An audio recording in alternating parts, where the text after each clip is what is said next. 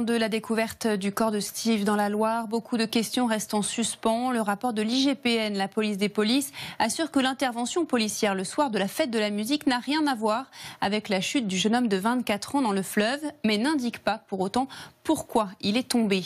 La maire de Nantes s'en étonne et demande que toute la lumière soit faite sur cette affaire. Adrien Noss et Adrien Cadorel. Après l'émotion, les interrogations.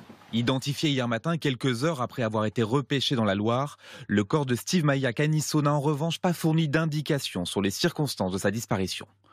Pointés du doigt en raison des modalités de leur intervention ce soir-là, les forces de l'ordre ont été mises hors de cause selon un rapport de la police des polices dévoilé hier. Aucun élément ne permettait d'établir que les forces de police avaient procédé à un quelconque bond offensif ou une manœuvre s'assimilant à une charge qui aurait eu pour conséquence de repousser les participants de la fête vers la Loire. Des conclusions qui n'ont pas convaincu les élus nantais.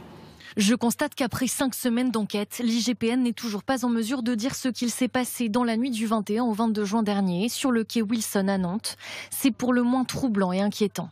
Soucieux de défendre l'intervention de leurs collègues pris à partie ce soir-là, plusieurs représentants policiers renvoient au contraire la responsabilité de ces débordements sur les autorités locales. On sait très bien à Nantes que les problèmes d'alcool, les problèmes de stupéfiants sont tellement récurrents qu'on a très régulièrement des personnes qui tombent dans la Loire. Tout le monde s'accorde à dire que c'était peut-être pas judicieux de faire ce genre de choses dans ce lieu-là. Saisie hier par le Premier ministre, l'inspection générale de l'administration a désormais 1 mois pour établir d'éventuels manquements d'organisation dans l'attente des expertises judiciaires, celles-ci diligentées par le parquet de Nantes.